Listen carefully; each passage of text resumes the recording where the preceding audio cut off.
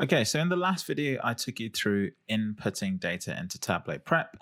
And at this point, now we're about to start to work with the main concept of Tableau Prep. So what I wanted to do first before diving into the product is just to do a little recap of the next step and also talk a bit about the interface. So we've covered how to connect to files. That's typically the first thing you want to do. Now, what I want to do in this video is slightly different. I actually want to talk about Tableau Prep's philosophy, how you go about working with data in Tableau Prep. And I also want to introduce you to the visual dictionary that's used inside of Tableau Prep. So here we are in the Tableau Prep interface. On the very left-hand side, you've got what's called the connection pane. Here you'll find your connections. You saw this in the first video, and you can see here a list of the possible data sources you can connect to. As ever, these are constantly updated, so look out for those over time. Now, in this main section of the canvas, you've got your recent flow. So you can actually see some of the workflows I've been working on very recently. And at the very bottom here, you can see some sample flows. So this is a sample flow that everyone should have. You can simply click on these, open them, and you should have Tableau Prep open up that flow. Now, if I just open up a new instance of Tableau Prep, I'll just show you one last thing, and that's the Discover pane here on the right-hand side. If I just go to full screen here, the Discover pane is really useful if you're trying to learn Tableau. It has some really good starting points. You'll see here they actually have a very similar sort of introductory video, and in many ways, these are actually a must. It's really important videos to go have a look at, and they're great resources put together by Tableau themselves. Now, if you want to change this view from a grid view, you can just click on this icon and you get a list of workflows and what's going on. And you can also see how many outputs, the location of the file, when it was last opened. So in many ways, this might be a more useful view for you if you work with a lot of files. At the very top, you've obviously got the ability to open a flow that is already existing, or you can hop right into your process and just connect to some data. The last thing you'll see here is on the very bottom right, you'll see a prompt to update to a new version. Because Tableau Prep is constantly being updated, there's always this ability to update to a new version. So it's always worth checking that out. Okay, so we'll come out of the full screen and we'll head back to our first flow that we opened up. Now, one thing to bear in mind is that unlike Excel, where you do your steps in this sort of flat structure, in Tableau Prep, you think of your data preparation and your sort of processing of data as a flow. It has a direction from the start to the end. You have your outputs on the left, the start, and you have your outputs on the right, the end. The end is basically the final output, whatever you then take on to another analytics tool or export to a database or send as a file to a colleague. That's always the final step. Now, in any particular flow, you can have multiple outputs, and therefore you can have multiple final steps. In this particular case, I could be creating a budget.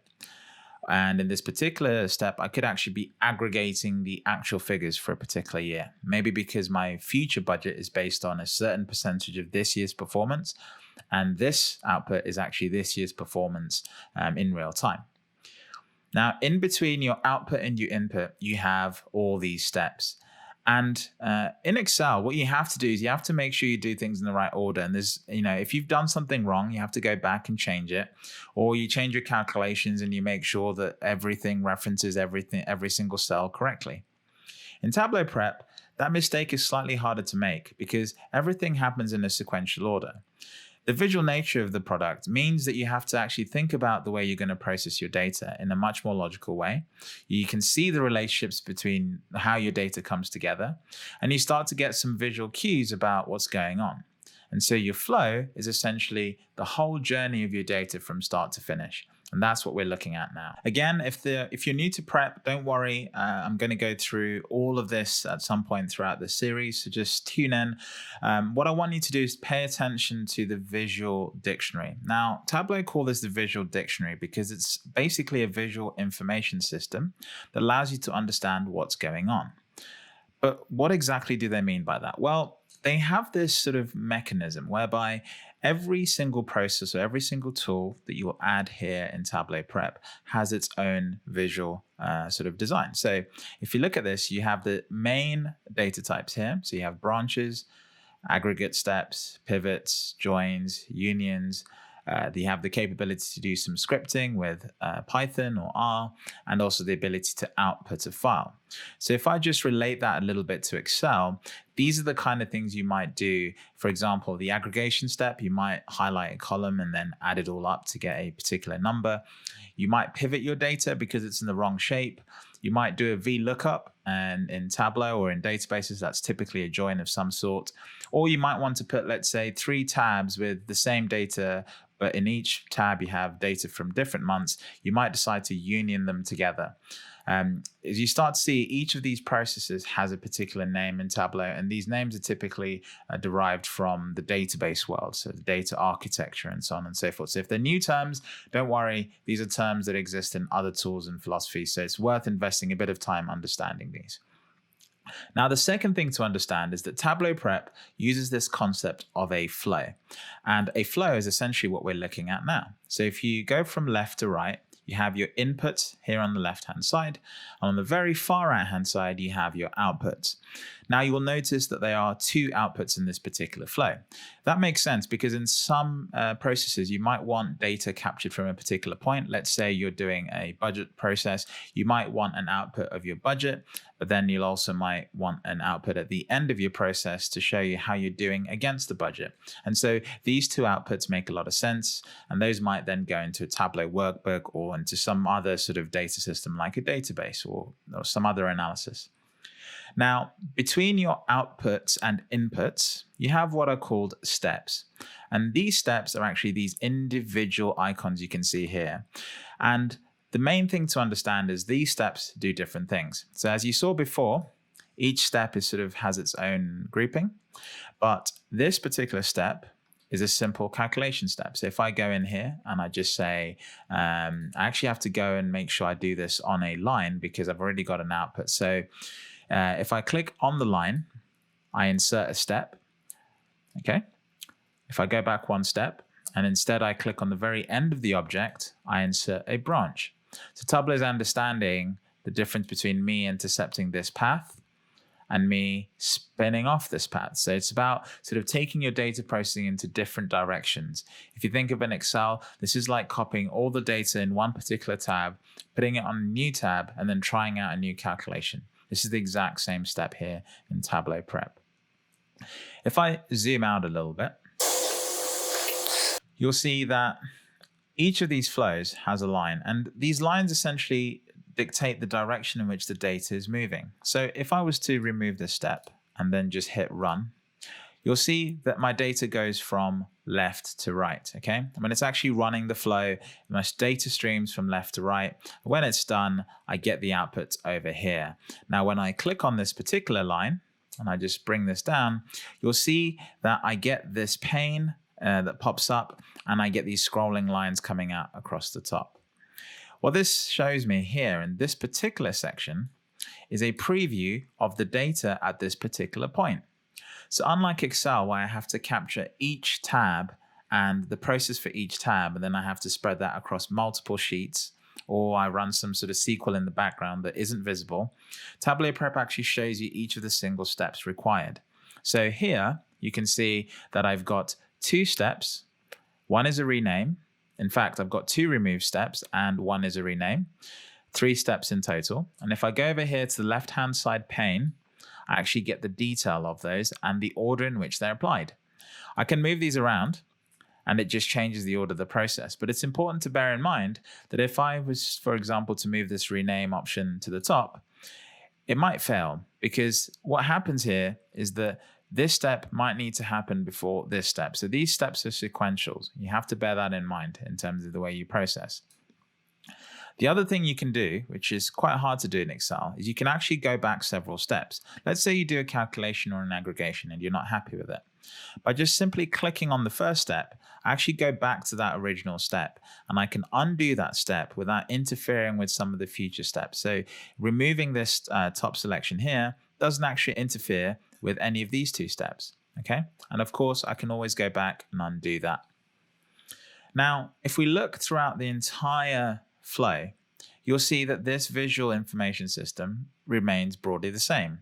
For every single step, you'll always have the preference pane here on the left-hand side, a toolbar that goes across the top, a view that shows you the results summarized, and if I push this up a little bit, a view below here that shows you the table, the tabular detail. If I go to another flow, let's click on the union. You'll see this step has a slightly different settings pane because it's trying to show you the way in which the data unions. I can also see any changes that have been made during this step here. Again, I still have my toolbar, I have my summary, and again, I have my table. Now, if I want to change what's in this view, I can actually go over to this toolbar here, and you'll see several things. This view is the one I'm currently on. If I click on the second option here, and I show the data grid, it actually hides the summary, and I just get to see the data as it almost looks like in Excel. Imagine these as column headers, and these are simply my rows. And then maybe I might want a view where I don't want to see my data. I actually just want to see the column headers. And I want to see what changes have been applied to them, if at all any. And I can also get this sort of visual system that shows me the color of the streams where this data has come from. You see, in this particular step, I have a purple, a green, a blue, and I'm going to say teal color. So you can see these 4 colors here. Those actually correlate with these colors up here. So this visual system is not only communicating the particular sort of paths that things are coming from, it matches what's actually in the flow. So I can look at this and say file paths are only coming from the green flow. If I just zoom into that, you can see that's the color green. And then if I zoom back out, you'll see that this is the only particular output that's giving me a file path. And you can see the columns right there. And then if I want to see what's actually in there, I can go back to my data grid by clicking the second icon here on the right-hand side. And then if I want to go back to my summary view as well with the data grid, I can do that as well. Now this tool pane, we'll go into this in more detail throughout this series, but it's always important to bear in mind that it changes depending on what you selected. If I click on the canvas, the tool pane actually disappears altogether. If I click on a particular step, it reappears, but the number of options that you get here in this pane change depending on what you select. Now, if I want to hide this pane, even though I've got this particular tool selected, I can just hit this down button and it disappears. Now, the last thing I want to introduce you to is this little summary window here on the bottom right-hand side. You can actually see that I can collapse it and close it just by clicking this arrow to the bottom left-hand side of this square. I can also take this icon here, and this will get the flow to fit in my view. Let's say that I zoom out too far. If I click that, it goes back to almost 100%. If I zoom in, I can again hit that button there to go back to how I like it. Another shortcut you can do is hold Control+ to zoom in and Control- to zoom back out, and that will work. If you're on a Mac, it's Command- and Command+. Okay, I hit that icon again to go back to 100%, and then we'll go back out. Now, the last thing I want to show you in this sort of step is the alerts pane. And the alerts pane is over here to the top right-hand side. Now, this is where you'll typically see errors. If there are any errors in your flow, for example, if I was to duplicate this step and paste it, I'm going to get an error. And if I click on this tool, you'll see the error is actually highlighted here. And the issue here is that I've created another output that writes to the file that I'm already writing to. So I can't possibly write to one file from 2 different places. So Tableau has thrown me an error. It will try and categorize them for you as well. So there are also warnings. Warnings are typically things you should be aware of, but don't necessarily cause an issue in terms of the way the flow works. So this is also something to bear in mind. Now, the last thing I want to highlight are these lines that go in between these individual steps. If I just remove this output so we don't get an error. As I showed you before, when we click on a particular column, let's say we go to our data summary view and we click on the discount column, they go darker to show where a particular column is coming from. So this discount column that I've selected is making this flow go darker on these particular lines because the discount column actually comes from all 4 of our files that have gone into this. So we have our input steps, we have our cleansing steps here, we then have a union step, then a join step, another cleansing step, an aggregation step, another join step, and then an output. And that's where the discount field is sort of flowing from and flowing to, if that makes sense. Now, as we work throughout this series, I'll jump into way more detail about each of these steps, and we'll be able to sort of dissect them. This visual system is new. Tableau Prep itself is a very new product. At the time of this recording, it's been out for about a year. So this is going to change very, very, very quickly. In fact, I already know that there's another version at the time of this recording, which adds a few bits of functionality to Prep. So it's really, really important to stay in tune with all the updates so you know what's going on. Wherever possible, I'll try and link the updates in notification cards in the top of all the videos. So if you see those, tune in. Otherwise, I'll drop something in the description linking to where you can find the latest updates about Tableau Prep.